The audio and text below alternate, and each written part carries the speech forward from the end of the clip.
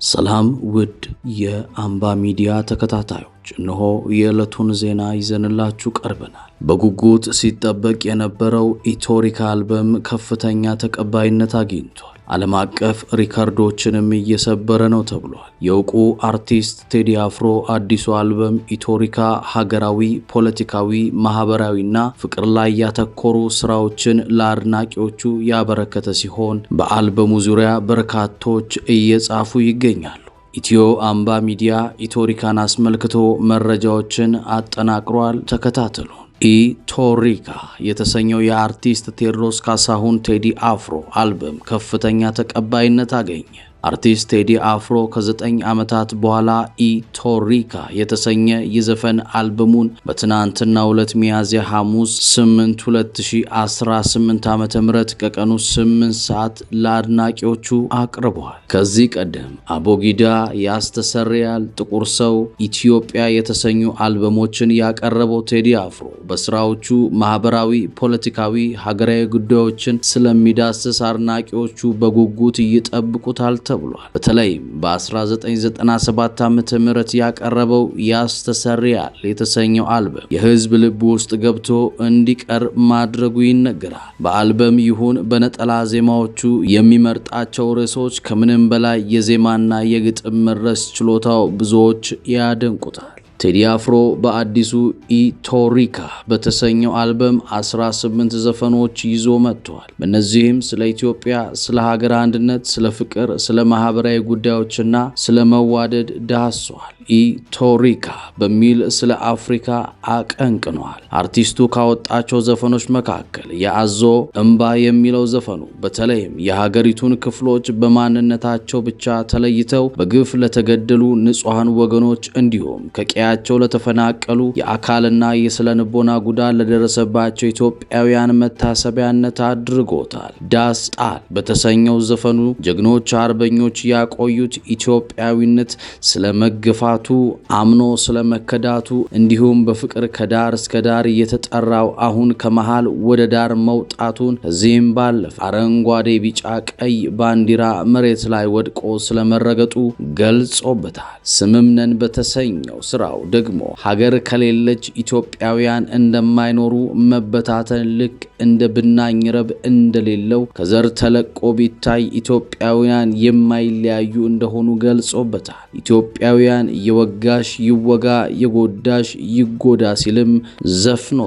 በሌሎቹ ዘፈኖቹ ላይ ስለ ሀገር አንድነትና ስለ ኢትዮጵያዊነት ማቀንቀኑ በብዙዎች ዘንድ ተቀባይነትን አግኝቷል። አልበሙ ሙሉ በሙሉ በሚባል ደረጃ ግጥምና ዜማ የራሱ የቴዲ አፍሮ ሲሆን በአንድ ወላይተኛ ዘፈኑ ላይ አርቲስት አስጌ ዴንዳሾ ተሳትፏል።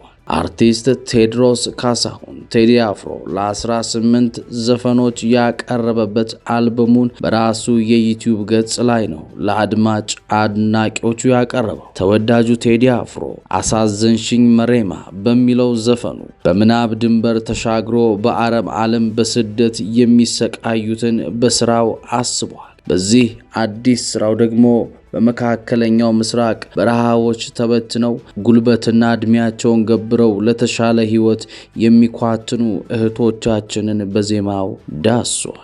ስደት ብዙ መልክ ቢኖረውም ቴዲ ግን አሳዘንሽኝ መሬማ፣ ስንት አለ በሆድሽ መሬማ እያለ ያልተዘመረላቸውን ስደተኞች ውጣ ውረድ በራሳቸው ጫማ ቆሞ ተረድቶታል። በዚህ ዘፈን በተለይ የማዳም ቅመሞች የተባሉት በአረብ የዓለማችን ክፍል የሚገኙት እህቶች የሚደርስብንን ችግር ተረድቶልናል በማለት አርቲስቱን እያመሰገኑ ይገኛሉ። በቃላት የማይገለጸውን የናፍቆትና የልፋት ጓዝ በሙዚቃ የቀመረበት ድንቅ ጥበብ አድናቆትን አትርፏል። ይህ አልበም አይደለም፣ የዲጂታል ሱናሚ ነው። ኢትዮሪካ ዩቲዩቡን አጨናነቀው እየተባለ ነው። የታሪክ ማህደር ተገለበጠ። የቴዲ አፍሮ ኢትዮሪካ ዓለምን አስገረመ በሚል አድናቆት እየጎረፈ ይገኛል። በጥበብ ሰማይ ስር አዲስ የክብር ታሪክ ተጽፏል። የኢትዮጵያ ስም በዓለም አቀፍ የዲጂታል መድረኮች ላይ በደመቀ ቀለም ጎልቶ ታይቷል ተብሏል። የኪነ ጥበብ ፈርጥ የሆነው ቴዲ አፍሮ አዲሱን ኢቶሪካ የተሰኘውን አልበሙን ለአድማጭ ባበረከተበት በጥቂት ሰዓታት ውስጥ ዓለም ከዚህ ቀደም አይታው የማታውቀውን እጅግ አስደናቂ ክብረ ወሰን ሰብሯል። አልበሙ በተለቀቀ በአጭር ጊዜ ውስጥ የተመዘገበው ውጤት ብዙዎችን አስገርሟል። ይህ አልበም ኢትዮጵያውያን ለጥበብ ያላቸውን ጥልቅ ፍቅርና ለድምፃዊው ያላቸውን ታላቅ ግብር ለዓለም ያሳዩበት ደማቅ ማሳያ ተደርጎ ተወስዷል። የስኬት በኢትዮጵያ ታሪክ ብቻ ሳይሆን በመላው አፍሪካ አልፎም በዓለም አቀፍ ደረጃ በአጭር ሰዓት ውስጥ እጅግ ከፍተኛ ተመልካች በማግኘት ረገድ አዲስ የታሪክ ምዕራፍ ከፍቷል።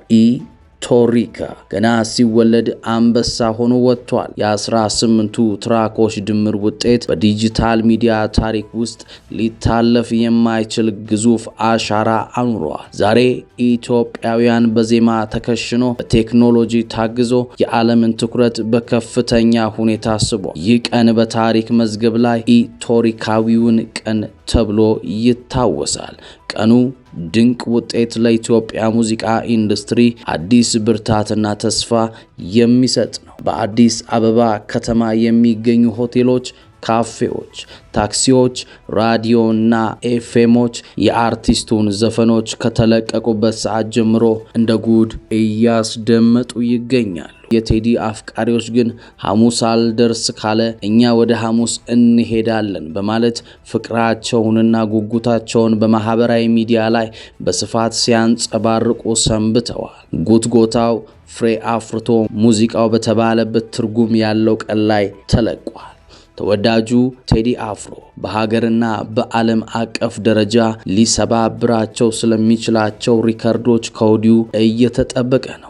በርካታ ኢትዮጵያውያን ፕሮፋይላቸውን የቴዲን ፎቶ ኢቶሪካን በማድረግ ታይቶ በማይታወቅ መልኩ አክብረውታል። ስለ አርቲስቱ በርካታ አዳዲስ መረጃዎች እየወጡ ይገኛሉ። የቴዲ አፍሮ አዲስ አልበም የዩቲዩብ ዓለም አቀፍ መዝገብ እያናወጠ እንደሚገኝ መረጃዎች ያሳያሉ። የኢትዮጵያ የሙዚቃ ንጉስ አርቲስት ቴዲ አፍሮ አዲስ አልበሙን በለቀቀ በ6 ሰዓት ውስጥ ብቻ ያስመዘገበው ውጤት በመላው ዓለም የሚገኙ የሙዚቃ ኢንዱስትሪ ተንታኞችን ትኩረት የሳበ አስገራሚ ክስተት ሆኗል። አልበሙ በዩቲዩብ መድረክ ላይ ከተለቀቀበት ደቂቃ ጀምሮ በሁሉም ትራኮች የተገኘው የጋራ እይታ ከ15 ሚሊዮን በላይ መሻገሩ ተረጋግጧል። ይህ አሃዝ በኢትዮጵያ የጥበብ ታሪክ አዲስ ምዕራፍ ከመከፈቱም ባሻገር ዓለም አቀፍ የሙዚቃ ኮከቦች ጋር ሲነጻጸር ያለውን ግዝፈት የዘርፉ ባለሙያዎች እየገለጹ ይገኛሉ። ከዓለም አቀፍ የሙዚቃ ግዙፋን ጋር ሲነጻጸር የቴዲ አፍሮ የ6 ሰዓት እይታ በሚሊዮን የሚቆጠሩ ዶላሮችን ለማስተዋወቂያ ከሚያወጡ እንደ ታይለር ስዊፍት፣ ድሬክ እና ቢቲኤስ ካሉ ዝነኞች ጋር እኩል የሚሰለፍ ሆኗል። እንደ ታይለር ስዊፍት ያሉ አርቲስቶች ሚድናይትስ በመሰሉ አልበሞቻቸው የ24 ሰዓት የሪከርድ ባለቤት ቢሆኑም የቴዲ አፍሮ ይህን ከፍተኛ ቁጥር በ6 ሰዓት ውስጥ ብቻ አሳክቶት የደጋፊውን ከፍተኛ ጥማትና የሙዚቃ ተናፋቂነት አሳይቷል። የገበያ ስፋት፣ የኬፓፕ ቡድኖች ዓለም አቀፍ ተደራሽነትን ተጠቅመው የሚሰበስቡትን እይታ ቴዲ አፍሮ በዋናነት በኢትዮጵያ በዲያስፖራ አድማጮች ብቻ በማግኘት የስራውን ልዩ ተጽዕኖ አረጋግጧል። ይህ ውጤት በኢትዮጵያ የዲጂታል የሙዚቃ ፍጆታ ታሪክ ውስጥ ታይቶ የማይታወቅ ሲሆን የቁጥሮቹ መጠንም በየሰዓቱ በአማካኝ 2.5 ሚሊዮን እይታዎች የተመዘገቡ ሲሆን ይህ ማለት በየደቂቃው 40,000 በላይ ሰዎች የቴዲን ሙዚቃ በዩቲዩብ ሲያዳምጡ እንደነበረ ተዘግቧል። ይህ ስኬት ከፍተኛ የህዝብ ብዛት የኢንተርኔት ተጠቃሚ ካላቸው እንደ ናይጄሪያ፣ ቡርና ቦይ ወይም ዊዝኪድ አርቲስቶች ጋር ቴዲ አፍሮ እኩል በዓለም መድረክ ላይ ያቆመዋል። ቴዲ አፍሮ በዚህ ውጤት የሙዚቃ ንጉስነቱን ዳግም በተጨባጭነት ቁጥር አረጋግጧል።